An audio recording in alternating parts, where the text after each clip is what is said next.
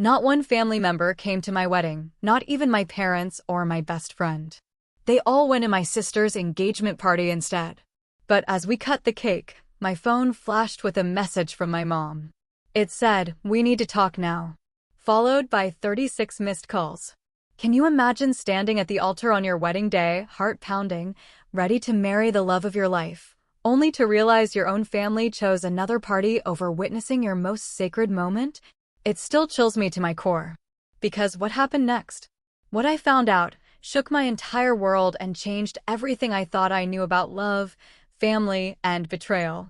Okay, so picture this. I'm in my beautiful white dress, holding Jason's hand, ready to cut our wedding cake. The room is buzzing with laughter, clapping, and so much love. But honestly, there was this hollow ache deep in my chest. Not a single member of my family was there. Just friends and Jason's amazing family. As we pressed the knife into that sweet frosting, my phone vibrated like crazy. A text from my mom, "We need to talk now." And underneath it, 36 missed calls. My stomach just plummeted, a mix of dread and absolute confusion. What in the world could be happening? To truly get how we ended up here, how my own family could skip my wedding, we have to rewind a bit. I grew up in what looked like the perfect suburban household in Ohio. My parents, Daniel and Evelyn, and my younger sister, Harper. From the outside, we were the picture of the American dream, matching Christmas sweaters, annual beach trips. But behind closed doors, I always felt like the emotional orphan.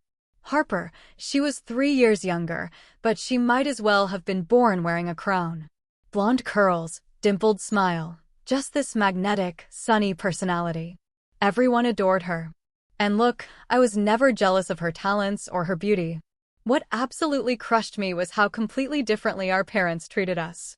I remember one evening, sophomore year of high school. "Mom, I got accepted into the advanced science program." I practically shouted, waving the congratulatory letter. My mom barely glanced up from helping Harper with a dance costume. "That's nice, honey. Put the letter on the counter so Dad can see it later." That was it. But that same week, when Harper won 3rd place in a local dance competition, we all went out for a celebratory dinner. They ordered champagne, toasted our little star. I just sat there, quietly pushing food around my plate, wondering why my achievement felt invisible. This wasn't a one-off thing, it was the whole pattern of my childhood. I excelled in math and science, earned scholarships, academic awards. But it was always overshadowed by whatever Harper was doing. My parents missed my high school graduation because Harper had a recital. "You understand, right? This is really important for her future," Mom explained, as if it was obvious. And yeah, a part of me did understand, but it didn't stop the deep, persistent ache. By the time I hit college, I'd just accepted my place. I stopped calling home as much, knowing every conversation would inevitably spiral into Harper's latest triumph. So, I built my own life. Made friends who saw and valued me. Focused on my biomedical engineering career. Senior year of college, I graduated with highest honors. My parents promised they'd be there. I reserved 4 seats, 2 for them, 1 for Harper, 1 for my best friend, Naomi. The morning of graduation, a text from my mother, Harper got a call back for a major audition. "We need to drive her to New York." "So proud of you, though. Take pictures." That day, only Naomi's seat was filled. Naomi became the family I chose. We met freshman year, clicked instantly. She studied psychology. She was insightful, empathetic, everything my family wasn't. After graduation, we both got jobs in Boston, shared an apartment for 3 years. She saw it all. The tears after painful holiday visits, the unanswered birthday calls. She was always there. Then, at 26, I met Jason Bryant at a friend's party. Tall, kind brown eyes, a laugh that made everyone smile. On our 3rd date, I found myself spilling everything about my family. I braced myself for the usual uncomfortable, sympathetic response. Instead, Jason reached across the table, took my hand, and looked me dead in the eye. "Sophia," he said, "that is not normal or okay. You deserve better from the people who are supposed to love you unconditionally." No one, and I mean no one, had ever validated my feelings like that. For years, I'd thought I was just being sensitive, selfish. Jason helped me see my pain was real, and my family's dynamics were genuinely unhealthy. As things got serious, Jason encouraged me to set boundaries. You can't change them, he'd say, but you can change how you respond. He even suggested therapy, which I did. Dr. Winters helped me understand emotional neglect, how it warped my self-worth. I started practicing radical acceptance of my family's limitations. I lowered my expectations to match reality, rather than clinging to this desperate hope for the love I'd always craved. It was painful, but honestly, so liberating. I stopped trying to earn their approval and just focused on building a life that made me happy. Jason became my rock, my champion, my safe harbor. His family? They welcomed me with open arms. His mom, Linda, called me just to chat. His dad, Robert, sent me articles about scientific breakthroughs he thought I'd find interesting. His sister, Olivia, became the sibling I'd always wished Harper could be. You're part of our family now, Linda told me during my second visit. And in this family, we celebrate everyone's victories, big and small. I literally cried in the guest bathroom that night, overwhelmed by such simple kindness. Jason found me, held me, understood. With therapy, Jason's support, and my own determination, I made a promise. I would stop measuring my worth by my family's inability to see it. I'd create happiness on my own terms. And if I ever had children, I would break this cycle. Little did I know, my resolve was about to be put to the ultimate test. Jason proposed on our 2-year anniversary at the indie movie theater where we had our first date. The film paused, a custom trailer played with photos of us, set to our song. When the lights came up, he was on one knee. Sophia Jenkins, you are the strongest, kindest, most brilliant woman I have ever known. Will you marry me? Through tears and laughter, I said yes, and the whole theater erupted. It was perfect. That night, celebrating in our apartment, the anxiety started creeping in. I had to tell my family. They'll be happy for you, Jason said, though I heard the slight hesitation in his voice. I called my parents the next day, stomach in knots. My mother answered. Hi, Mom. I have some news. Jason proposed last night, and I said yes. We're engaged. The pause lasted just a beat too long. Oh, that's good. Congratulations. No excitement. No questions about the ring or the proposal. No offer to celebrate. We're thinking a spring wedding, I babbled, trying to generate some enthusiasm. Maybe in 6 months or so. That's quite soon, she said. Well, let us know the details when you have them. Another pause. Harper just got the lead in a local theater production, by the way. We're so thrilled for her. Just like that, my engagement was overshadowed. Again. Despite the lukewarm reception, Jason and I forged ahead. We planned a small, intimate ceremony at a charming historic venue in Cambridge, about 60 guests. Lilies and hydrangeas, amazing Mediterranean food, a photographer who captured candid joy. Every decision felt right.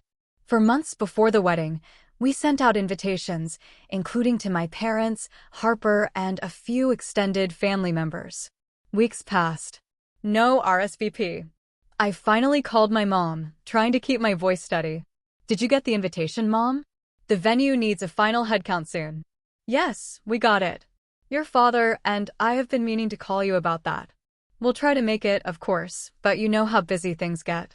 It's my wedding day, I said, my voice strained. I would really like you all to be there. Of course, honey, we'll do our best. Every call was like this. Promises, then excuses.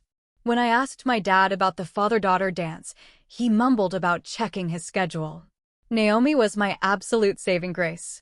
She embraced the maid of honor role with an enthusiasm that completely made up for my family's indifference. She organized a beautiful bridal shower, helped me shop for my dress, and listened patiently through all my tearful venting sessions. They'll come around, she'd assure me. And if they don't? I'll be standing right beside you the entire day. You are not alone, Sophia. Jason's family, too, stepped up in incredible ways. His mom helped with seating arrangements and favors. His dad insisted on contributing financially. Olivia threw me another bridal shower, making me feel utterly embraced. During this time, my relationship with my own family just withered. Calls were met with distracted conversations, quick goodbyes. Harper barely answered texts, claiming to be super busy with auditions and stuff. I tried to tell myself it was just normal pre-wedding stress, making me overly sensitive. But deep down, I knew something was fundamentally wrong. Still, I clung to hope. Despite years of disappointment, some childish part of me believed my wedding day would be different. Surely, this milestone, just this once, would be important enough for their full attention. With Naomi and Jason's unwavering support, I pushed forward, determined to create a beautiful day. Your wedding will be perfect because it's about you and Jason, Naomi reminded me. Everything else is just details. I clung to those words like a lifeline, never imagining how dramatically my family would prove me wrong. 2 weeks before the wedding, I was scrolling Instagram on my lunch break. My thumb froze. A photo. It was Harper, beaming, her left hand prominently displayed, showcasing a sizable diamond ring. The caption, "He asked, I said yes." Hashtag future Mrs. Williams, my heart stopped. Harper was engaged to Patrick, a guy she'd been dating for barely 6 months. And no one had told me. The comments section exploded with congratulations, including several from my parents. My mom had written, "So happy for my beautiful baby girl. Can't wait to celebrate this weekend." My hands shaking, I called my mother. She answered, sounding cheerful until she realized it was me. "Sophia, is everything okay? I'm a bit busy right now." "Harper is engaged?" I asked, my voice barely a whisper. A pause. "Oh, you saw the post." "Yes, Patrick proposed last weekend. It was so romantic. He took her to that vineyard upstate." "And why?" I interrupted. "Did nobody tell me?" "Well, honey, you've been so busy with your own wedding plans. We didn't want to bother you." Something in her tone felt off. I pressed harder. "Mom, what's this about celebrating this weekend? My wedding is in 2 weeks." Another, longer pause. "Harper is having a small engagement party on Saturday. Just family and close friends." My stomach dropped. "But that's my wedding day." "Is it?" "Oh dear, I thought your wedding was the following weekend." Her voice was falsely confused. Harper's had this date planned for her party for a while now. How could she have planned it weeks ago, I countered, logic cutting through my shock, when she just got engaged last weekend. "Well, they've known they were getting engaged. They just made it official recently," my mother hedged. Then, her voice took on that irritatingly reasonable tone. "Honey, would it be possible for you and Jason to reschedule? We've already put down deposits for Harper's party, and everyone's made arrangements." The request was so outrageous, so incredibly hurtful. For a moment, I couldn't speak. Reschedule my entire wedding? With all the vendors booked, all the guests invited, because my sister decided to have her engagement party on the same day? "No, Mom, I finally managed. We cannot reschedule our wedding. We have 60 people coming. Contracts signed, everything arranged." "Well," she sighed, as if I were the unreasonable one, "I suppose we'll have to figure something out. But you know how important this is for Harper. She's been dreaming of this engagement for months. And I've been planning my wedding for 6 months." I said, my voice rising despite my efforts to stay calm. "You all RSVP'd. Dad is supposed to walk me down the aisle. We'll try to make it to part of your ceremony," she offered, as if that was a reasonable compromise. "Maybe we can split our time between both events." I ended the call shortly after, too stunned and hurt to continue. Immediately, I called Naomi. She expressed appropriate outrage on my behalf. "That is insane," she declared. "They can't expect you to share your wedding day, or worse, reschedule it for an engagement party. Not even her actual wedding." "What should I do?" I asked, fighting back tears at my desk. "Nothing," she said firmly. "You do absolutely nothing except have your beautiful wedding as planned. If they choose Harper's party over your wedding, that is on them, not you. And I promise you, Sophia, I will be right there with you the entire day. You will not be alone." Jason was equally supportive that evening. I could see the anger flash in his eyes before he controlled it for my sake. "Your family is making a choice," he said gently. "And it's a poor one that reflects on them, not on you. Our wedding will be wonderful because we'll be surrounded by people who truly love and support us. But what if none of my family comes? I voiced my deepest fear. Then we will still get married, he said, his voice firm. Still celebrate, still begin our life together. My family will be there, our friends will be there, and most importantly, we will be there, promising to be each other's family for the rest of our lives. I tried to take comfort in his words, but the pain of potential abandonment on what should be the happiest day of my life was overwhelming. That night, I sobbed in Jason's arms until I had no tears left, mourning not just their likely absence, but the family relationship I had always longed for and never truly had. The next day, I texted Harper directly. Congratulations on your engagement. I wish you had told me personally.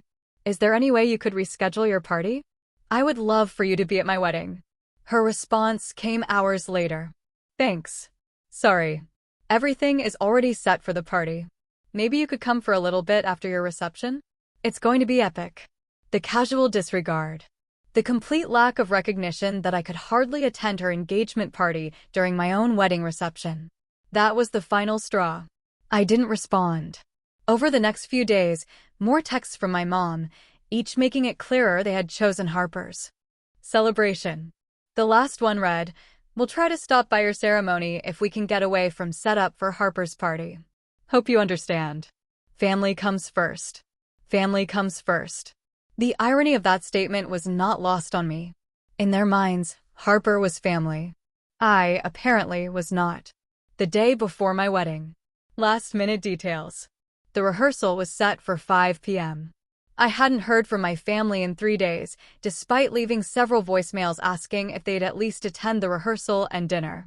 The venue looked beautiful, sunlight streaming through tall windows, illuminating the simple floral arrangements. It should have been exciting. Your family hasn't arrived yet, the coordinator asked as 5 p.m. approached.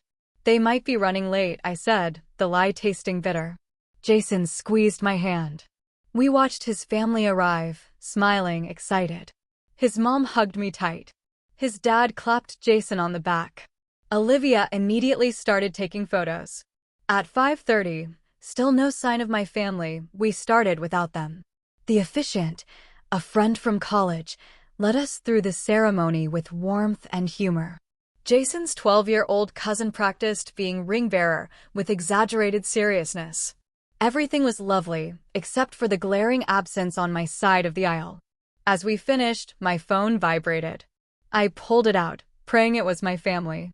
Instead, it was my mother, busy preparing for Harper's party tomorrow.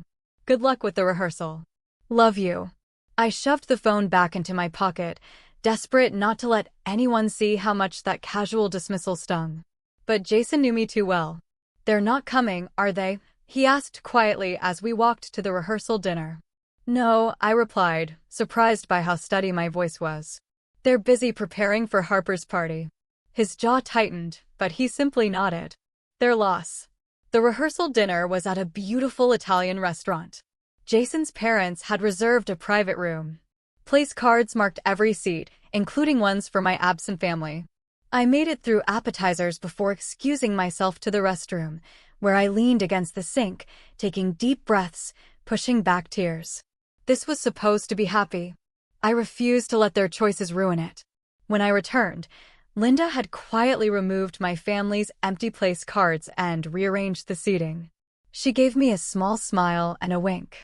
A rush of gratitude. The dinner continued with toasts, stories, laughter. If anyone noticed my forced smile or distant gaze, they were kind enough not to show it. Naomi sat beside me, her presence a constant comfort. She effortlessly charmed Jason's relatives, kept conversations flowing when I fell quiet. Tomorrow will be perfect, she assured me as we left. I'll be at your hotel at 9 with coffee and breakfast. We'll get your hair and makeup done, get you into that gorgeous dress, and make you the most beautiful bride Boston has ever seen. I hugged her tightly. I don't know what I'd do without you. You'll never have to find out, she promised. Back at the hotel, Jason kissed me goodnight before heading off to stay with his best man, following tradition. This time tomorrow, we'll be husband and wife, he said. Nothing else matters. Alone in my room, I allowed myself one last attempt. I called my father. My heart pounded. Hello, he sounded distracted. Dad, it's Sophia. I just wanted to check if you're still planning to come tomorrow to walk me down the aisle. A long pause. Sophia, I'm sorry. Your mother needs me to help with Harper's party. There's so much to do, and you know how important this is to your sister. More important than your oldest daughter's wedding? I asked, my voice breaking. That's not fair. We didn't realize the dates would conflict. There is no conflict, Dad. You chose. I couldn't keep the bitterness from my voice. I'm sorry you feel that way, he said stiffly. I hope you have a nice wedding. The call ended. I sat on the edge of the bed, staring at the wall. No more tears. Just hollow. Empty. Like something had finally broken inside me that could never be repaired. My phone chimed. A text from Naomi. Just checking in. How are you feeling, bride-to-be? I managed to respond, I'm okay. Looking forward to seeing you in the morning. Her reply came quickly, about that. I'm so sorry, but something urgent has come up. Family emergency. I might be a little late, but I'll definitely be there before the ceremony. Don't worry. A small flicker of unease. Naomi was never vague. Everything okay? Anything I can help with? I texted back. All good. Just need to handle this. Get some sleep. Big day tomorrow. Something felt off, but I was too emotionally drained to analyze it. I scrolled mindlessly through social media to distract myself, only to freeze when a new post from Harper appeared. It was a selfie of her trying on a party dress. Caption: Final fitting for tomorrow's big day. Can't wait to celebrate with everyone who matters. The location tag caught my eye, Bellamy's Boutique. The same upscale shop Naomi had mentioned needing to run an errand at earlier that week. A growing sense of dread. I tapped the photo. Who had liked it? And there, among the names, Naomi's. And worse, a comment from her, posted just 30 minutes ago. You look stunning. Can't wait for tomorrow. My hands began to shake.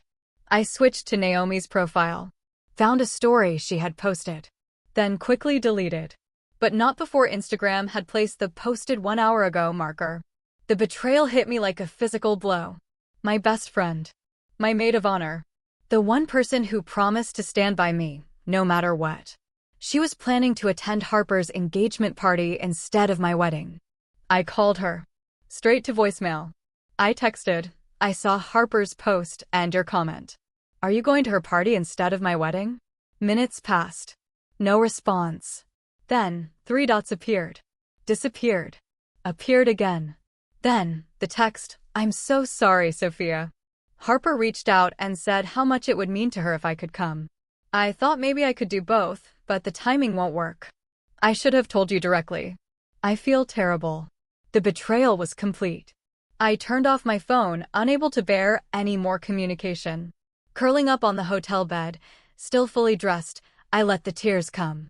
Ugly, wrenching sobs that left me gasping for breath. Everyone who was supposed to love me had chosen Harper. Again. Even on my wedding day. I must have cried myself to sleep because the next thing I knew, my phone was ringing and sunlight was streaming through the curtains I'd forgotten to close. Groggy, I answered. Sophia, it's Allison. I'm in the lobby with coffee and bagels. Can I come up? Allison Turner. My roommate junior year of college. We'd stayed in touch sporadically. I'd invited her more out of nostalgia.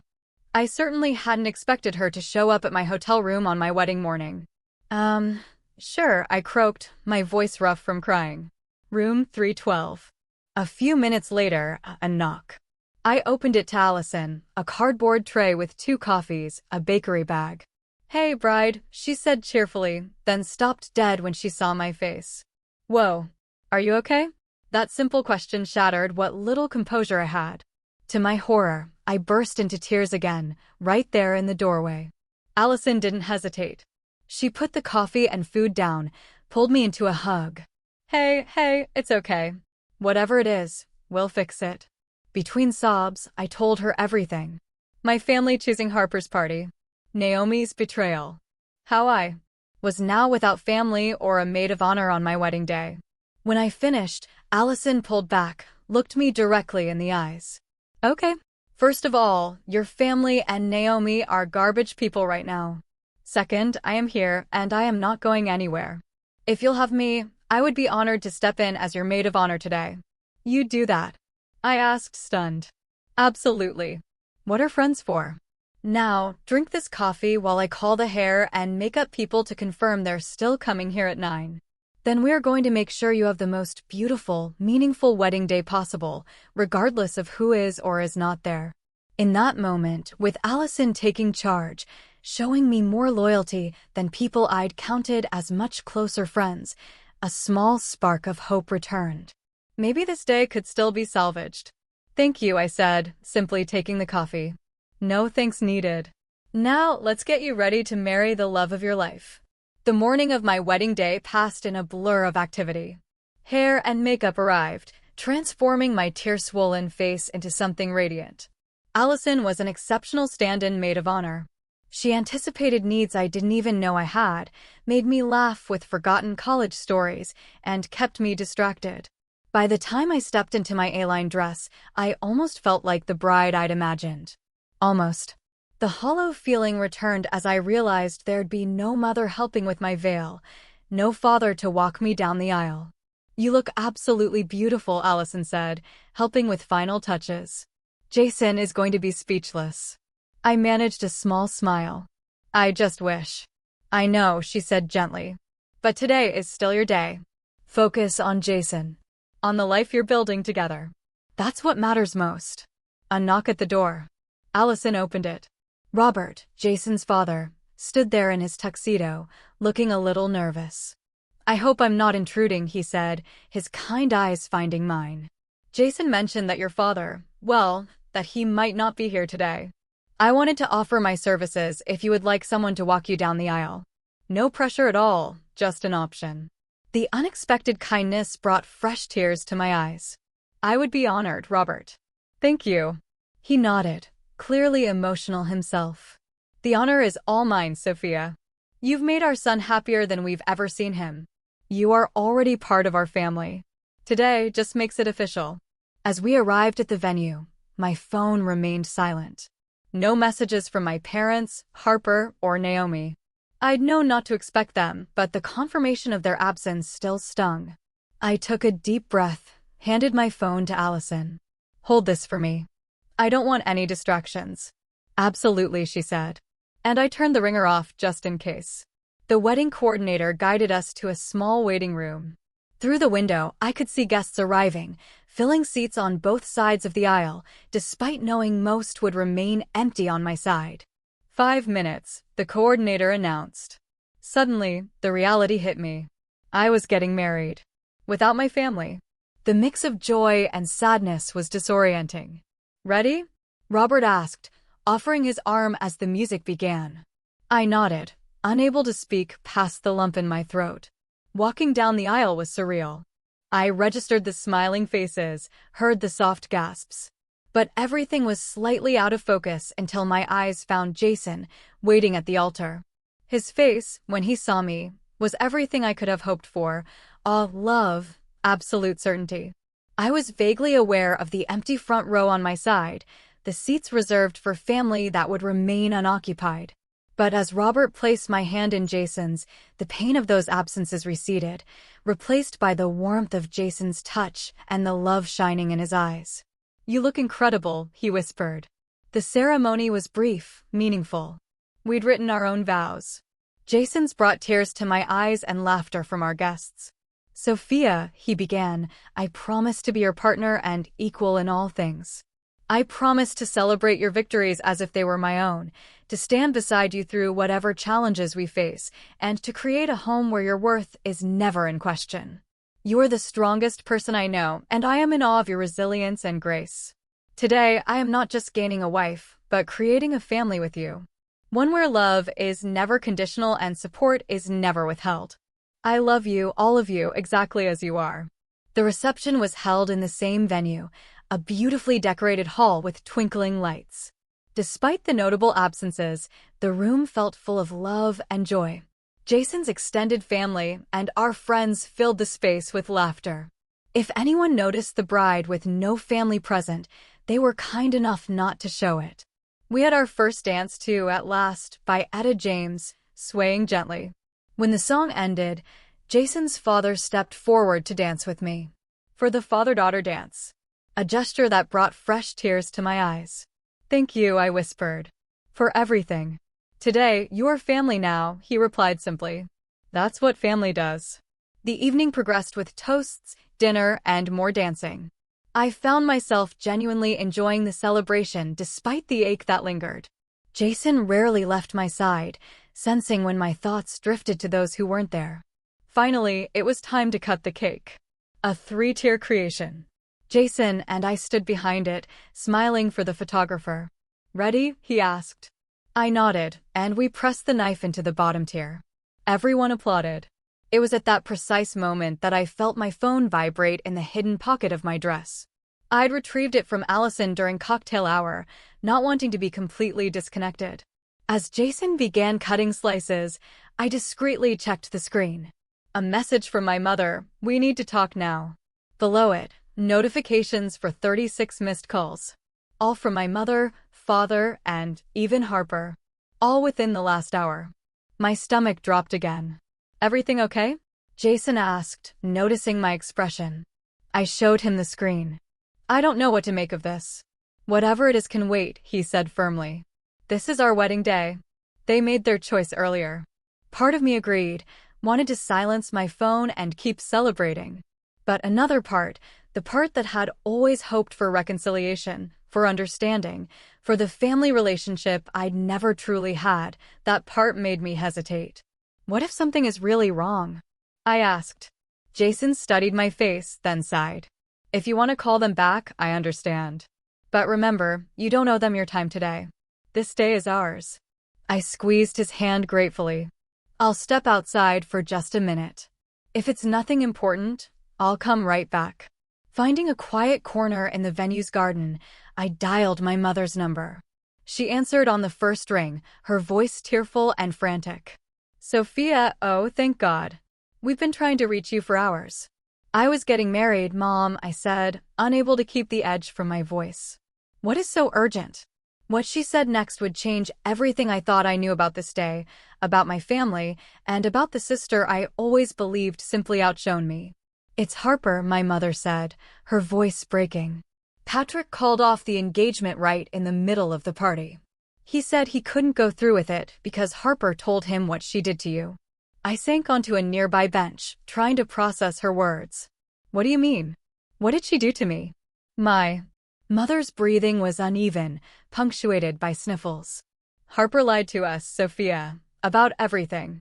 She deliberately scheduled her engagement party on your wedding day. She told us that you had changed your wedding date and didn't bother to tell us because you didn't want us there."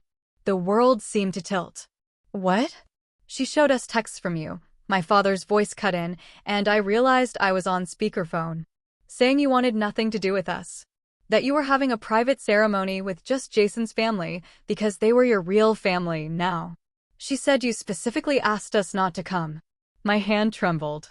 "Mom, Dad, I never sent any texts like that. I've been calling and messaging for weeks, begging you all to come." "I know that now," my mother admitted, her voice small. "Patrick confronted Harper today after she made a comment about finally being the center of attention for once. When he pushed her on it, she broke down and admitted everything. She created fake text conversations, deleted your real messages, intercepted the physical invitation you sent." I struggled to breathe.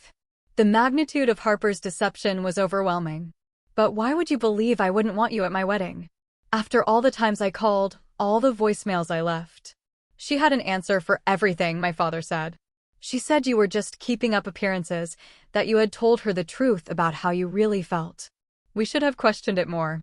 Should have called you directly instead of just through Harper. But she was so convincing, Sophia.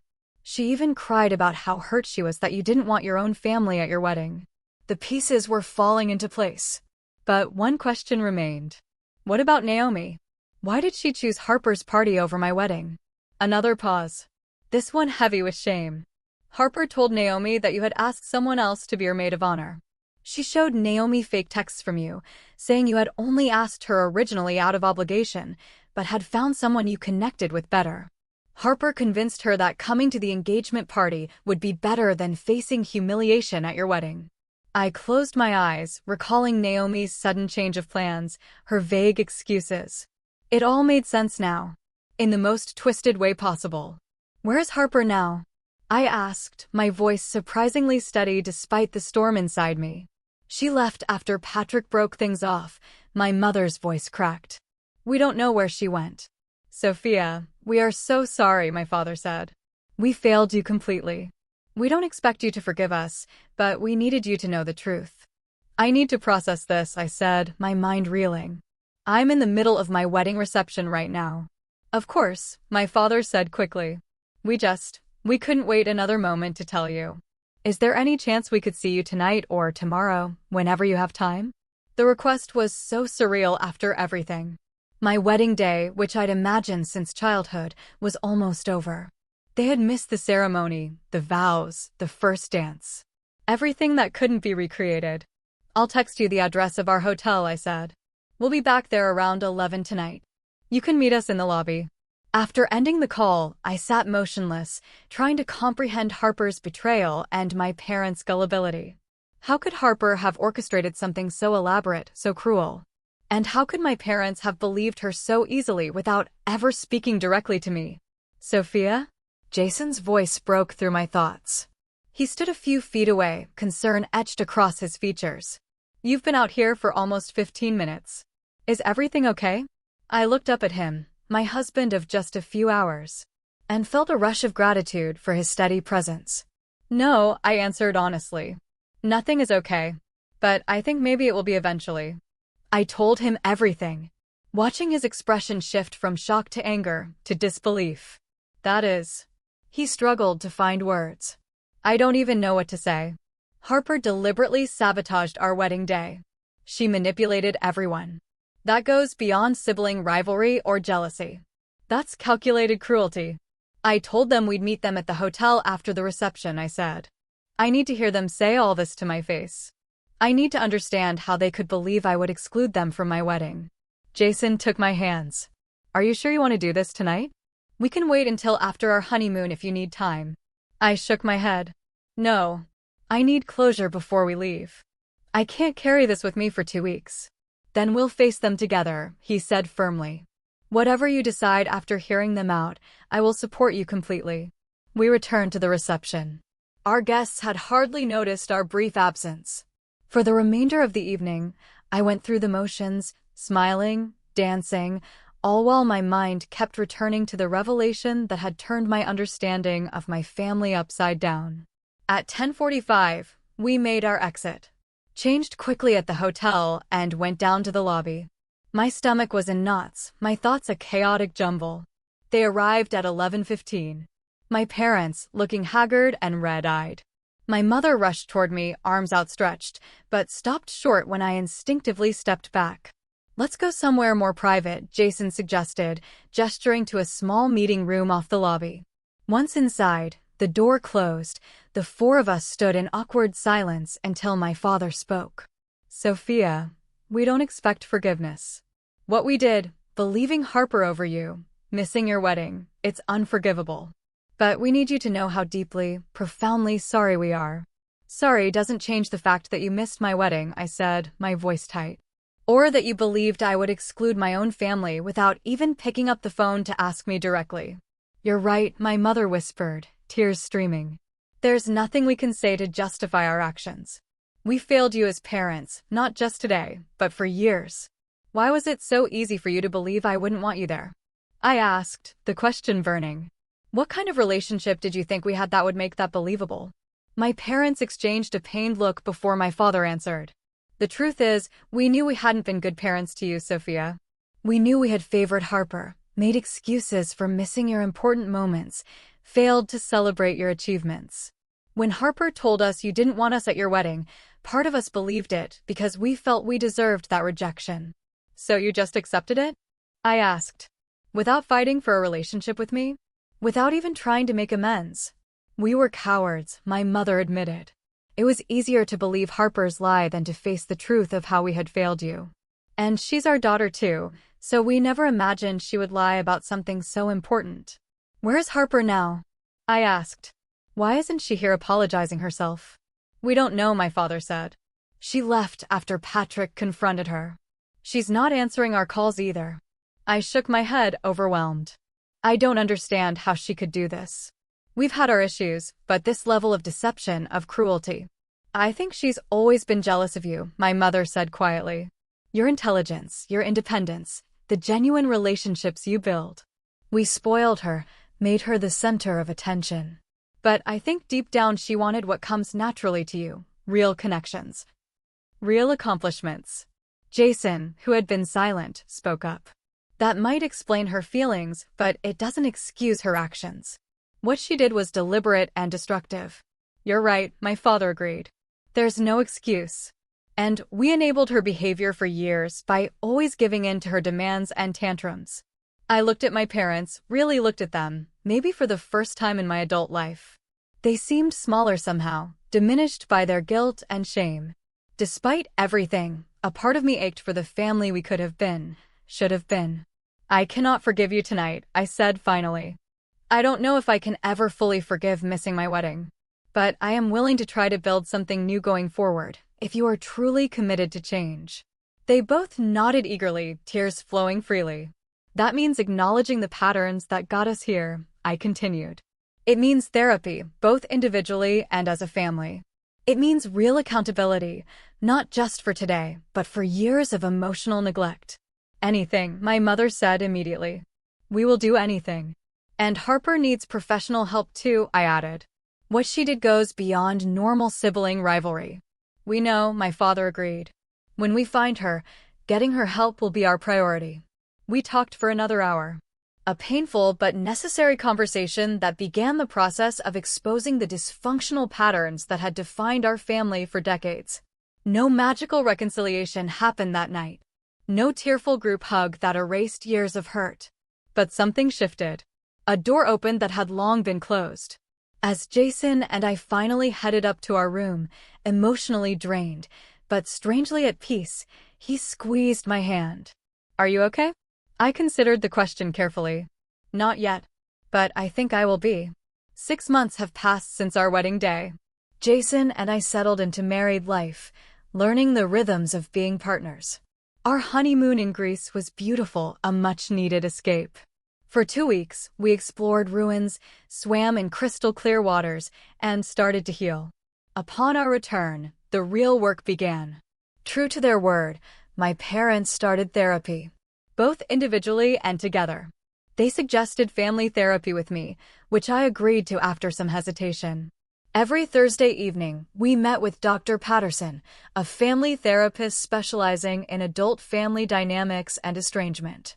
Healing is not linear, Dr. Patterson reminded us. There will be progress and setbacks. The important thing is commitment to the process.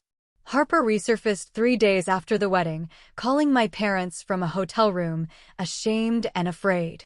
They convinced her to come home and immediately found her a therapist. It took 2 months before I agreed to see her. We met at a neutral location, a quiet cafe. She looked different. Smaller somehow, without that usual confidence. I don't know where to begin, she said, her voice barely a whisper. Sorry seems so inadequate for what I did. Why? I asked simply. It was the question that had haunted me. Why would you go to such lengths to ruin my wedding day? Harper stared into her untouched coffee. I've been seeing a therapist, and we've been talking a lot about this. About why I did what I did. She took a deep breath. The simple answer is jealousy. But it's more complicated than that. She explained how she'd grown up feeling like she had to be perfect, had to perform to keep our parents' attention. They praised me publicly, but privately, they always compared me to you. Why can't you be more focused like Sophia? Why can't you find a nice, stable career like your sister?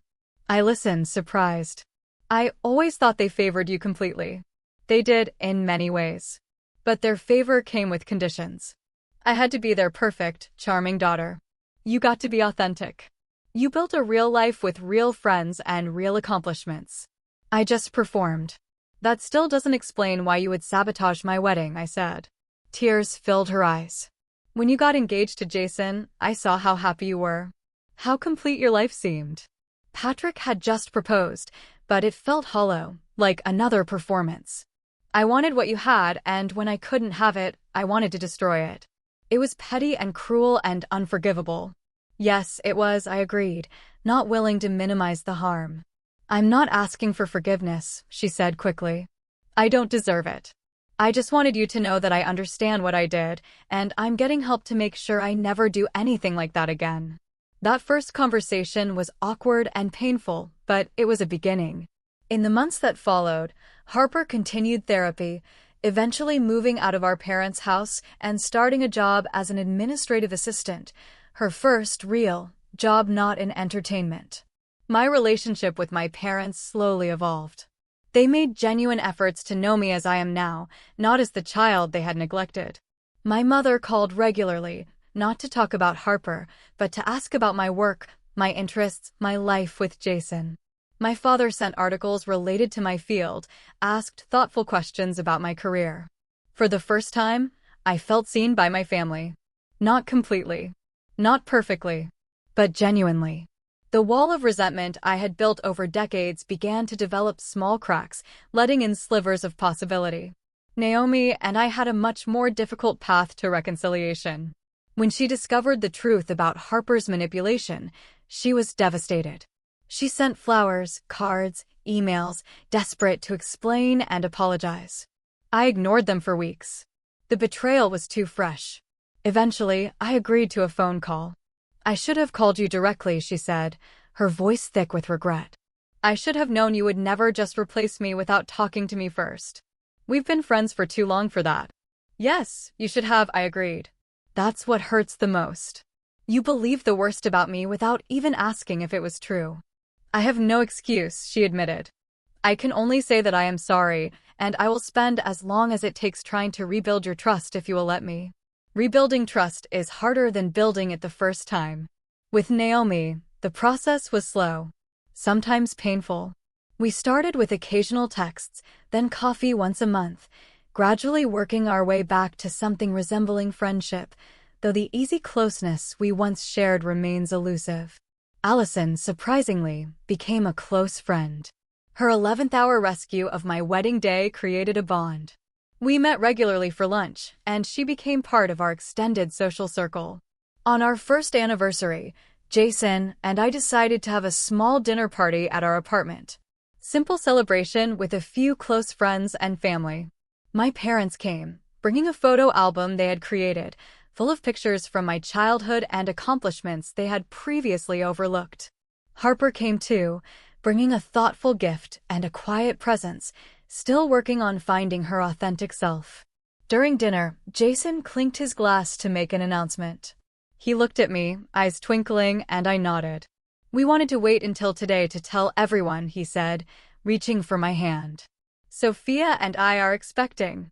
The baby is due in June. The table erupted in genuine joy. My mother cried happy tears.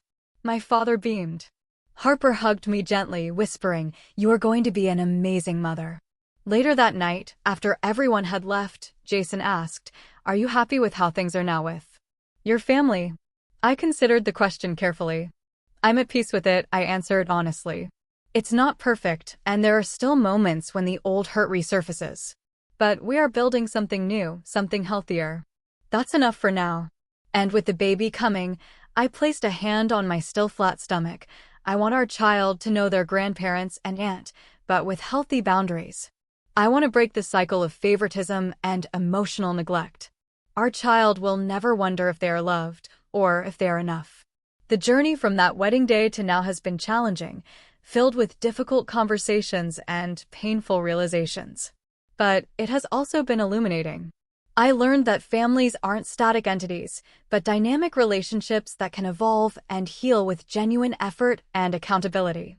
I learned that sometimes the greatest gift we can give ourselves is setting clear boundaries, demanding the respect we deserve, and being willing to walk away from relationships that consistently diminish us, even when those relationships are with family. Most importantly, I learned that forgiveness is not a single act, but a process. One that happens in its own time and cannot be forced or rushed. True forgiveness comes not from forgetting the hurt, but from understanding it, processing it, and choosing to move forward with new awareness and stronger boundaries. As I look toward the future, preparing to create a family of my own with Jason, I carry these lessons. I am no longer the daughter desperately seeking approval and acknowledgement from parents who couldn't provide it. I am a woman who knows her worth, who has built a life filled with genuine love and respect, and who chooses each day to nurture relationships that nurture me in return. Sometimes, the heart must break completely before it can heal into something stronger. My heart broke that day when I stood alone at my wedding. But from that breaking came a strength and clarity I might never have found otherwise. And for that, despite everything, I am grateful. Have you ever had to rebuild trust with someone who deeply hurt you? How did you find the balance between forgiveness and protecting yourself from being hurt again? Tell me what you think in the comments below. I really want to hear your stories. If this resonated with you, please like and subscribe for more real-life experiences. Thank you for listening to my journey. And remember, healing isn't about erasing the scars, but about wearing them with the knowledge that you survived something difficult and emerged stronger.